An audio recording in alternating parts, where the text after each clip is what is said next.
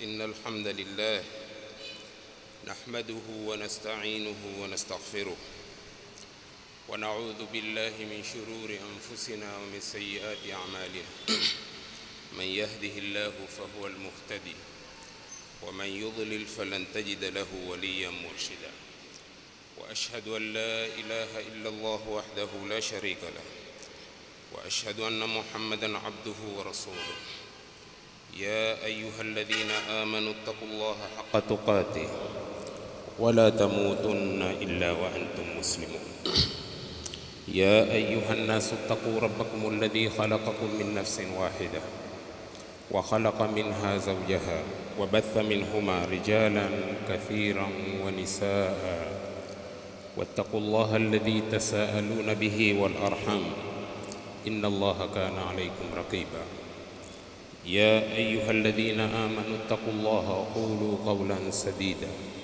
يصلح لكم أعمالكم ويغفر لكم ذنوبكم ومن يطع الله ورسوله فقد فاز فوزا عظيما فإن خير الحديث كتاب الله وخير الهدي هدي محمد صلى الله عليه وسلم وشر الأمور محدثاتها وكل محدثة بدعة وكل بدعة ضلالة وكل ضلالة في النار.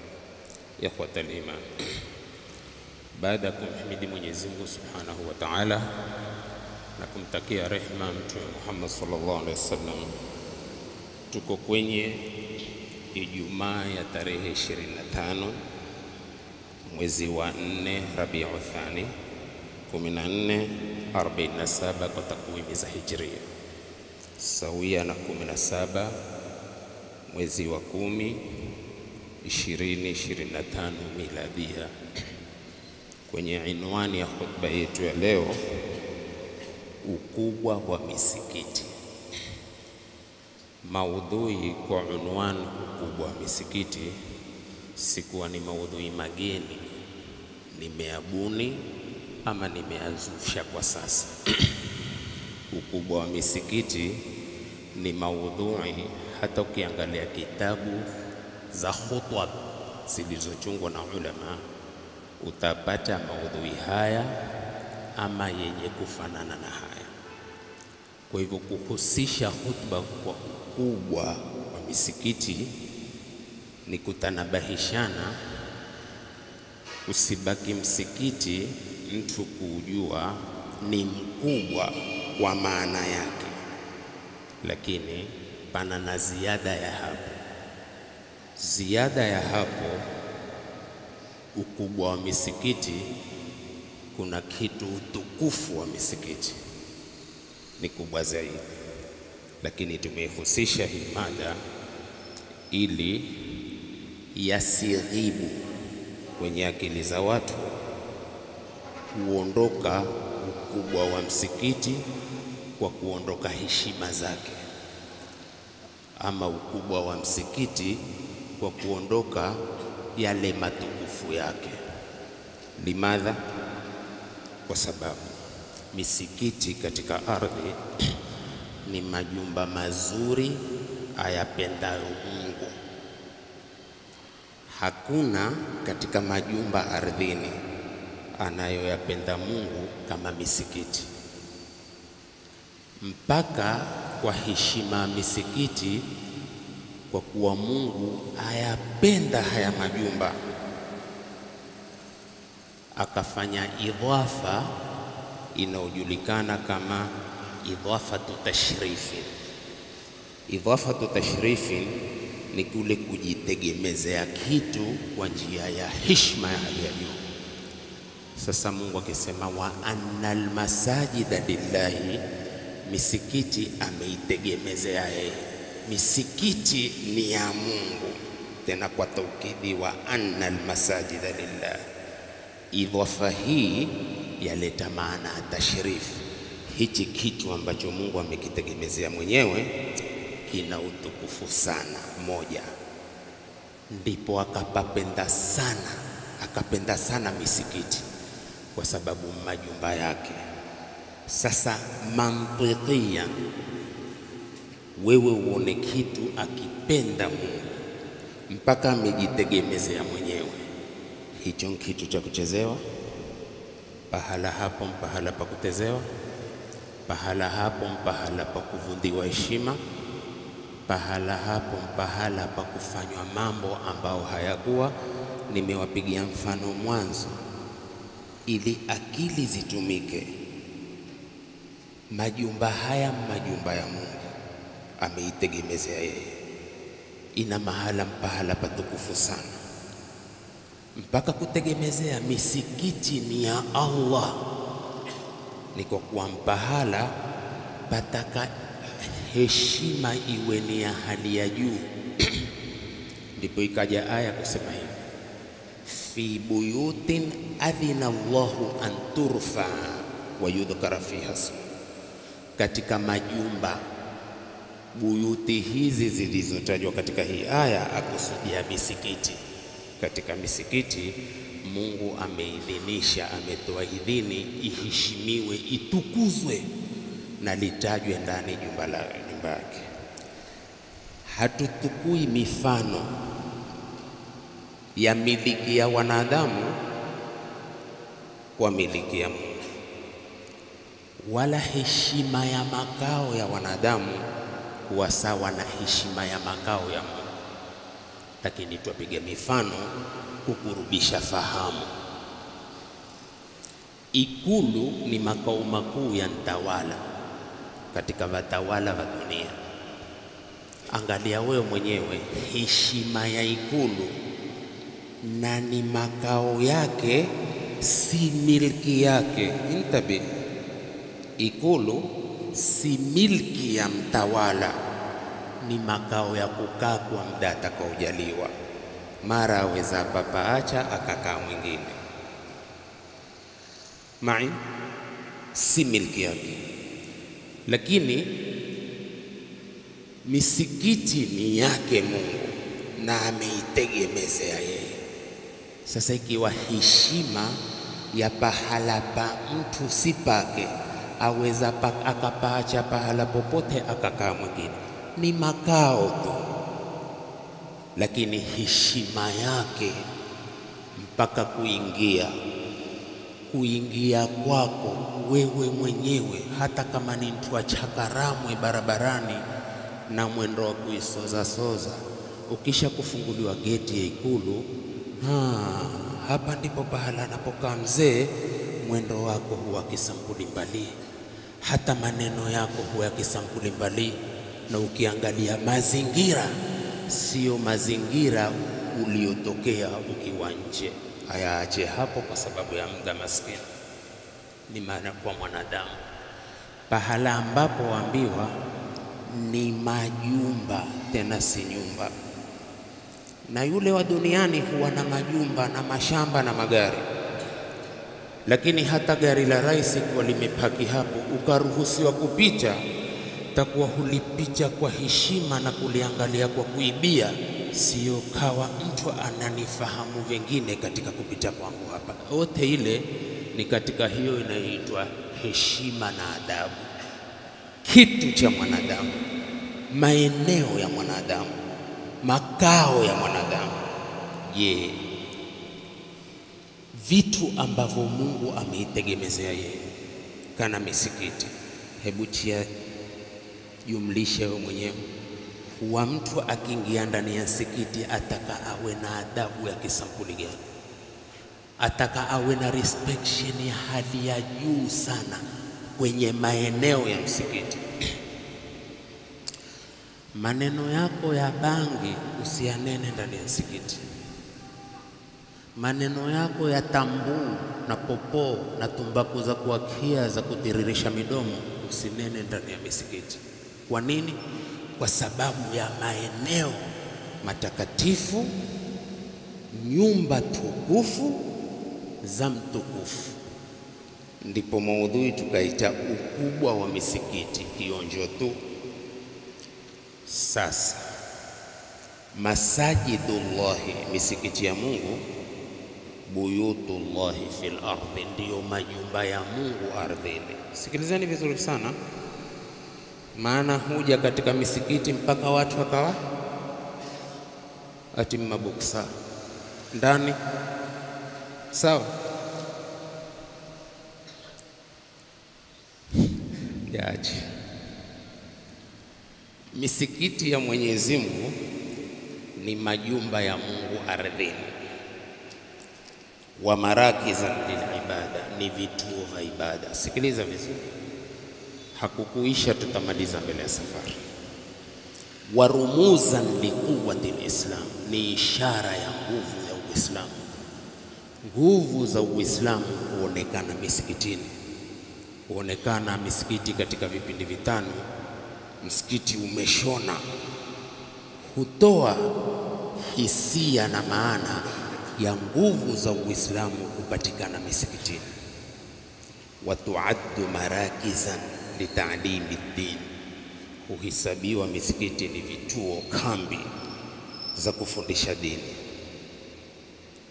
Wa nashri taalimi, na kueneza taaluma za dini.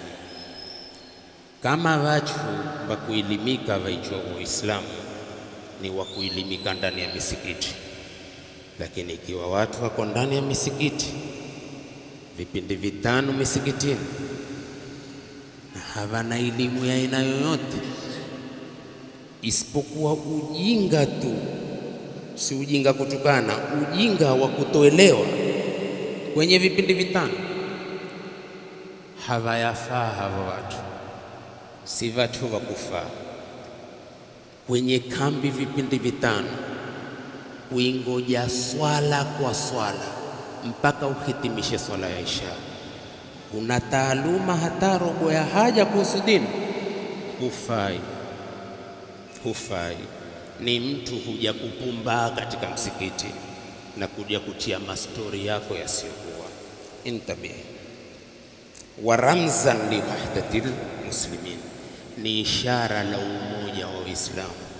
Huo umoja uitwao siku zote katika mitandao umoja, umoja, wahda, wahda. Wahda hupatikana misikitini. Na nyinyi mutakao wahda, muwe na nia nzuri na ikhlasi kuutaka huo umoja wa Kiislamu. Twende. Watalahumihim alijtimai, ni msongamano wao wa mikusanyiko. Mikusanyiko yote msongamano wake ni kwenye msikiti. Ulama wetu wasemaje? Almasajidu buyutullahi fil ardi, misikiti ni nyumba za Mungu ardhini. Allati tudhi'u li ahli sama, ambayo hutia miangaza kwa walioko mbinguni. Ulama wasema ni nyumba za Mungu misikiti itiao miangaza kuwatilia watu wa mbinguni, kama tudhi'u nujumu li ahli al-ardh, kama jinsi ya nyota inavyowatilia miangaza watu wa ardhini. Tayeb, sasa aya wa anna al-masajida lillahi tuakidu hadhihi al-aqwal, hata hiyo aya ukiweka kando, kauli hii ya ulama yatilia mkazo ala dharurati ta'dhimi almasajidi, dharura ya kuheshimu misikiti, wa tandhifiha, na kuisafisha misikiti. Misikiti hawa watu hudharau katika masala ya msikiti. Ukaingia hata kama hukuandikwa kazi msikitini, ukashika kitambaa tu, ukalishika dirisha moja tu, ukalipangusa, tutakuja kuelezea utukufu wake na thawabu zake. Msikiti ni fakhri mtu kusafisha, hata kama hukuandikwa kwa chochote. Umekuja katika kipindi cha kukujia swala tu, ukatukua jitambaa ukapangusa, na niangalie, ni fakhri kubwa sana. Mafhumu? Hayatu misikiti, ukisujudu ukachemua hapo. Hayatu misikiti pengine katika mihrabu ikawa mafagio tu kama nini, shauri yake mtu, si ndio? Hayatu misikiti ndani ya kibla hiki ikawa mifagio kana buriti za Kiyama kwenye misikiti. Hii ni kutokujielewa watu na kujua fadhila za misikiti. Fakhri kubwa katika kuisafisha misikiti tu hii. wa tathhiriha, na kuitahirisha misikiti, min ayi shay'in yuthiru shirka, na chochote kinachoeneza shirki. Hivi mtu ikiwa ni Muislamu ana na hirizi yake, hata kama ni ya Qur'ani, hata hawina haja ya kuingia ndani ya msikiti. Uenda kuingia msikitini kwa nini? Na una kijiungu chako, kisanamu chako umekitapika kwenye ukanda wako, kama mkulima anavyotapika geli ama njisi. Toka, kwa sababu una Mungu wake. Mungu wa misikiti ni iyyaka na'budu, au vipi hapo jamani? Honde Mungu wa msikiti. Ukija msikiti na hirizi hapa, ukisujuu hutoa kitwa, ukirukuu ndio hutoa kabisa. Ala,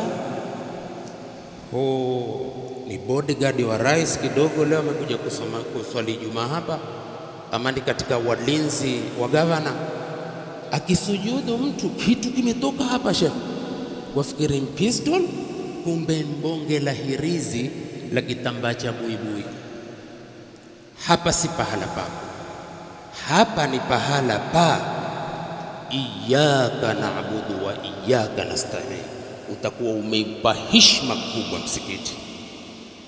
Tayib, wal bid'a, na kuutahirisha msikiti na bid'a, uzushi, wal khurafat, na khurafat.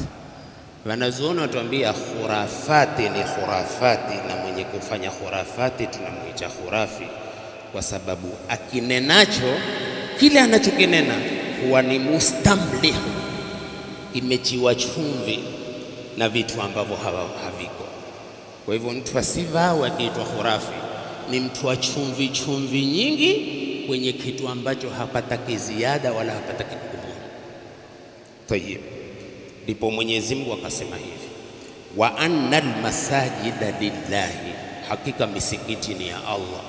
Hiyo ndiyo idhafatu tashrif, ameitegemezea misikiti ni ya Allah. Kwa hivyo fala tad'u ma'a Allahi ahada, musiombe pamoja na Mwenyezi Mungu mwingine yoyote. Tayeb, Amr bin Maimun al-Audi asema, namnukuu, adraktu ashaba Muhammadin sallallahu alaihi wasallam, nimewadiriki, nimewapata maswahaba wa Mtume sallallahu alaihi wasallam. Sikiliza vizuri sana, nimewapata maswahaba wa Mtume sallallahu alaihi wasallam, wa hum yaquluna, na wao wanasema. Wanasemaje? Innal masajida buyutullahi, hakika misikiti ni majumba ya Allah, fil ardhi, katika ardhi, wa innahu haqqun ala Allah, na hakika ni haki kwa Allah, an yukrima man zarahu fiha, amkirimu mwenye kuzuru misikiti, kwa maana mwenye kuja msikitini. Je, mwenye kuja msikitini kupiga picha, ama ikawa kuna misikiti imejengwa show kama museum ama makao mengine ya kuonyeshwa vitu vya kale na wa zamani, ukawa umejengwa tu msikitini, watu wanataka kufanya matembezi. Mafhumu? Msikiti kwa maana hayo? La. Kwa maana gani? Haqqun ala Allah an yukrima man zarahu fiha, kumkirimu mwenye kujia msikiti, kutembelea msikiti, wa aqama shar'ahu fiha, akasimamisha sharia ya Mungu ndani ya msikiti. Mushajua malengo ya msikiti. Tuende kwenye point nyingine. Nitawatolea hadithi. Hadithi hii iko, lakini ni bonge la hadithi dhaifu, lakini nikashika baadhi ya wanavyoni wa mtazamo wa maana ya hadithi. Sasa nitaka niwasomee, ni riwaya ya Baihaqi katika Shu'abil Iman. Nitaisoma hii hadithi, lakini nataka akili zenu. Tuko kwenye umakinifu, si ndio? Hakuna haraka za kwenda makazini leo, sio? Wala sisemi hivi kwa kuwatoa saa 8. Akili tu zimakinike. Sasa hebu akili Isikizeni hii hadithi, na nishawaambia ni hadithun dhaifun jiddan, lakini ivute hii hadithi kwenye udhaifu wako, ilete kwenye maana ya wakati tulionao. Tutapata ya usawa kwenye wakati tulivyo, juu ya kuwa hatutastadili kwa hadithi yenyewe. Yushak, ya kurubia, an yati ala nnasi zamani, zama ziwajilie watu, la yabqa min alislami illa ismu. Icheni akili hao, maana haubaki katika Uislamu isipokuwa jina lake. Watu majina tu ya Kiislamu, lakini mikakati ya Uislamu takiwao hamna. Nakwambia chunga maana, la yabqa min alislami illa ismu wala min alqur'ani illa rasmu, na haikubaki katika Qur'ani isipokuwa maandishi yake. Husomwa kweli Qur'ani, lakini waisomao huhifadhiwa kweli Qur'ani, lakini wengi wanaohifadhi hiyo Qur'ani na vituko vyao. Sikiliza maana yake, wala min alqur'ani illa rasmu. Masajiduhum amira, misikiti yao siku hiyo imejengwa kihakika. Sheikh, ukiingia hutaki kutoka, ukisujudu hutaki kuamka kwenye sijida.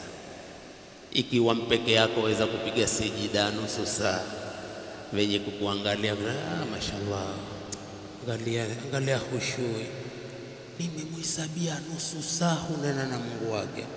Kumbe pale katika sijida hubembea katika lile zulia, kwa sababu kuna mazulia kihakika, si mazulia ukisujudu chemua, mazulia ukawa wabembea. Kumbe huona raha zake kwa kule kusujudu. Sisi sema ni ncha Mungu.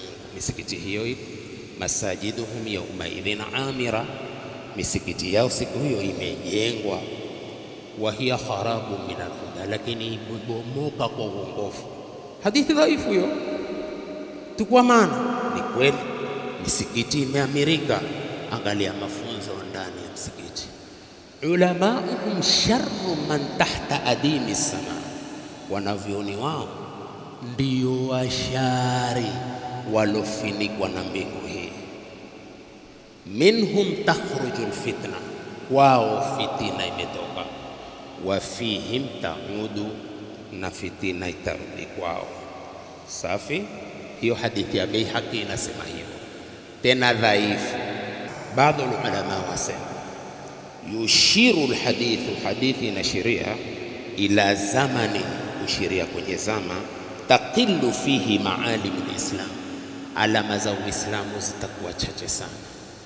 Utamuona kijana wa Kiislamu lakini hupachi alama ya Uislamu. Maana ho kijana cha Kiislamu ndiye atakayekushikia kisu, toa ama kisu hakirudi. Ndiye atakayekushikia kipanga na hakirudi. Ndiye atakayekuvua kila kitu mpaka kiatu. Mungu atusitiri. Vachuachie vinavyostahiki kuachwa, mtu apate igula kurudi nyumbani, atukue nguo nyingine avae. Lakini ukinitazama tasemaje? Ni mtoto wa Kiislamu. Je, haikulenga hadithi ilivyo na maana yalivyo kupitia kwa maisha tunaoishi? Ndipo nikawatafsiria hatta yasbaha mujarrad ismin wa rasmi, mpaka mtoto wa Kiislamu ama Uislamu ukawa umeepukika na alama ya jina na maandiko. Ndio pale Muislamu jina, Muislamu aso Uislamu. Wayakunu hammul asasi linnas, ikawa hamu ya kimsingi ya watu, ikawa hamu ya msingi ya watu, walbutunu wannisau, ni matumbo na wanawake. Mwasemaje hayo? Maana hamu hivi sasa na mbio, si mtu atefute kujaza tumbo lake. Ukisha kulijaza tumbo lako shibe, sio michemko ya shahawa. na michemko ya shahawa, si kuna wenye kumaliziwa wanawake. Sasa mtu uko tayari, tumbo langu lijaze tu kwa haramu ama kwa halali, kwa halali ama kwa riba. Ndio wakati tulionao kwa wengi, ni bora nshibe tu, potelea mbali. Ni kweli, maana ya kubaliana. Watatahawalu sunna ila bid'a, sunna ibadilishwe sasa, ipelekwe katika uzushi. Wal bid'atu, na uzushi, ila sunnati, ipelekwe kwenye sunna. Ha maneno ni kweli ama si kweli? Kwenye mifano mingi nsiyoiweza kuimaliza kwa dakika 5 ama kwa dakika 7, lakini tukua mfano mmoja. Liko lisemalo yaliyoko kwenye vitabu kusema kwamba mahabash al-ahbash waliingia msikiti wa Mtume wakacheza, na Mtume akawa anawatazama, na Bibi Aisha huko nyuma ya Mtume akiwatazama mahabashi wanacheza ndani ya msikiti. Litakuwa la makosa hili litazamwalo na mwalimu wa Uislamu na bibi yake msomi katika wasomi ambao walikuwa wakiwashinda maswahaba wa kiume wengi, Bibi Aisha akitoa fatwa, akiwatolea madume wakishindwa na masail. Bibi Aisha leo uko nyuma ya Mtume awatazama mahabash wanacheza ndani ya msikiti. Hili huwa hatuwezi kulitilia shaka la kutofaa liengwalo na Mtume, lakini ahamu suali ni kuwa walikuwa wakicheza vipi? Likabainika. Ukifungua Fathul Bari, sherehe ya Sahihu Bukhari ya Ibn Hajar al-Asqalani, ameeleza kwa mlango kuitwa Babul Harabi, mlango wa kutumia silaha. Mlango ukapewa inwani hii. Likapita ya kwamba masahaba hawa mahabashi walikuwa wakicheza kwa silaha, kwa hivyo ilikuwa ni mchezo. Jina huitwa mchezo, lakini mchezo wa kutumia silaha. Kama jina kuitwa mchezo, lakini mchezo wa watu kuogelea baharini. Liko mchezo, lakini mchezo wa watu kushindana na vidao vile, lakini bora tu hakikisha anayechukua makasia yale kushindana amesinanga. Sasa tabu sisi huwajaza nanga katika vitumbwi, kisha tukawashindanisha. Hukwenda kushindanisha uende kuua, lakini hilo liko katika maadili ya dini yetu. Sawa? Haya, sasa angalia ilivyobadilishwa. Imekuwa kuchezwa ndani ya misikiti si kuchezwa kisilaha na kuchezwa kipanga. Leo tu ukisema msikiti hufaa kucheza zoezi la panga, mikuki hivi, itakuwa ni ishu kweli kweli, kulingamana na hali ilivyo na watu walivyobadilisha mambo. Sasa angalia michezo ndani ya misikiti isiyolenga michezo takiwa, ndiyo ichezo ndani ya msikiti. Fujo misikitini lisilotakiwa ndilo lifanywalo msikitini. Ngoma zisizotakiwa zipigwazo kwenye mahekalo na kwenye makanisa ndio zinavutwa kwa kufanana, iwe kwa mbali ama kwa karibu, yote imeachiwa ndani ya msikiti. Hasisemi kuwa msiseme tena mumesema sana, tumesema sana lakini hufanywa sana. Ni kuwatanabahisha tu, msiligeuze la sawa lifaalo kufanywa ndani ya msikiti mukatia lisilo la sawa na likaonekana ndilo la sawa, na wakaonekana hawa ni watu wa kupinga sana. Nitawatafsiria maneno ya Yamani mmoja walosema kuhusu hawa wanaobadilisha mambo ya sunna wakayafanya ya bid'a, ya bid'a kuyafanya ni ya sunna. Wazushi wakawafanya watu wa sunna, wa sunna wakawafanya ni wazushi. Ndio wakati tulionao. vipindi tunavyopitia, maneno mnayoyasikia kila pahali. Asema Ismail al-Yamani, waqalu raqasna kama al-ahbashu raqasu, watuambia hawa masufi tuacheze kama mahabashi walivyocheza. Fi masjidi al-Mustafa, katika msikiti wa Mtume. Ismail asema qulna bila kadhibi, sisi twasema kweli walicheza, si uongo. Al-ahbashu ma raqasu, mahabash hawakucheza viuno misikitini. Al-ahbashu ma raqasu lakinnahum la'ibu, lakini walicheza. Min alati al-harbi, kwa vifaa vya kupigana. Bil alati wal yalabi, kwa mikuki na kwa ngao, si vifaa vya silaha vya vita hivyo. Wadhalika la'bun mandubu ta'allumahu, na huo ni mchezo ufaao watu kucheza. Wadhalika la'bun mandubu ta'allumahu lilharbi, kwa ajili ya mtu kujipa zoezi la kivita. Tadriban likulli ghabin, pia kumpa zoezi kila asiyejua kutumia silaha. Lakini hayo msema an-nakru bitwari, kupiga matari ndani ya msikiti. Watashbibu bilqasami, na kupiga makasba katika misikiti. Shay'ani, ni vitu viwili. An-nakru bitwari watashbibu bilqasabi shay'ani, ni vitu viwili.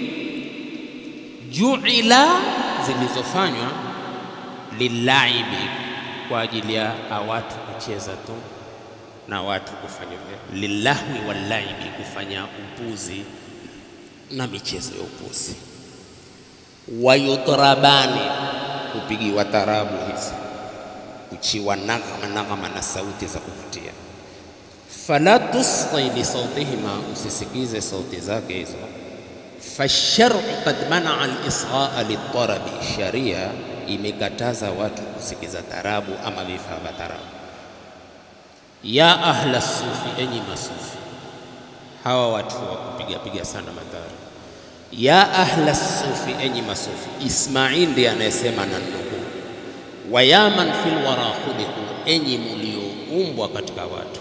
Suala, hal unzila ar-raqsu fil Qur'ani wal kutubi, je, huku kucheza viuno na mazamuni kumeteremshwa katika vitabu vya dini na imeteremshwa katika Qur'ani? Anayeuliza ni Ismail. Ya ahla sufi wa ya man fil wara khuliqu, hal unzila ar-raqsu fil Qur'ani wal kutubi au hal samitum bi anna Allah qala lana, ama mumesikia nyinyi kuwa Mungu ametuambia sisi ani'buduni, kwamba niabuduni mimi, binakri twari wa tarabi, kwa kupiga matari na tarabu. Mungu amesema hivyo? Suala hilo analolizwa Ismail al-Yamani. Kisha kasema masafiqa alqaum, hawakupiga makofi watu, na qaumu hapa akusudia masahaba. Wala hum raqasu, wala hawakucheza viuno, lakini walicheza. Lakini michezo yao ilikuwa michezo ya kugeuka. Hii huitwa michezo pia.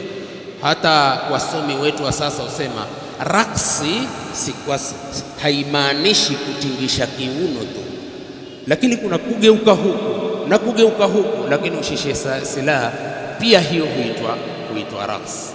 Lakini ni silaha, si raksi zile tunazozijua sisi. Lakini suala, hal unzila ar-raqsu fil Qur'ani wal kutubi au hal sami'tum bi anna Allah qala lana an i'buduni bi nakri at-tari wat-tarabi? Kisema masafiqa al-qawm, hawakuwahi kupiga makofi watu masahaba. Wala hum raqasu, wala kucheza michezo hii ya upuzi.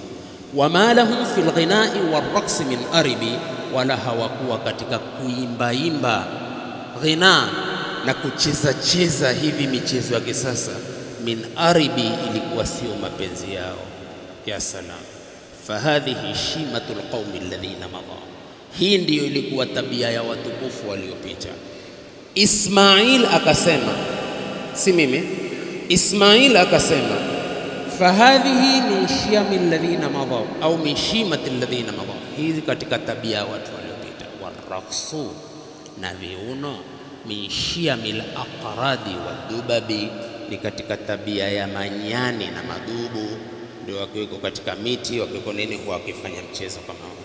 Lakini angalia viuno vikwatwa misikitini na mazamuni iliyoko misikitini na iliyoko barabarani, salala, hata wenyewe wenye kuunga sherehe wameona sasa hili ni kirahi. Na ni kweli ni kirahi, michezo wanaume wanavyocheza barabarani, Allahu musta'an. Basi ukienda kwenye nchi jirani ya Tanzania, ni kirahi, wafikiri kwamba kwa si wanaume, bahati yao. Lakini kila jambo kwa wakati wao. Silikuja wakati paka mzee Magufuli akasemaje, watu hawa wakufikia sampuli hii, mkiendelea kinamna hiyo itabidi tuwapekee mikono na tuwatie adabu, ukapungua kidogo. Lakini kwa huu mwaka ni hatari. Basi wanaume hufanya hivyo, wameageuza haya, imekuwa si silaha walivyocheza nazo Mahabashi, ni kucheza hivi tunavyocheza katika misikiti. Misikiti imekosa heshima yake. Ni mlango mrefu sana, iniyobidi nsimame hapa tuendelee akipenda Mwenyezi Mungu. Qulu qawli hadha wa astaghfirullah alazim li wa lakum wa lisairil muslimin wal muslimat fastaghfiruhu faya fawzal mustaghfirin wa ya najatat taibin. Astaghfirullah.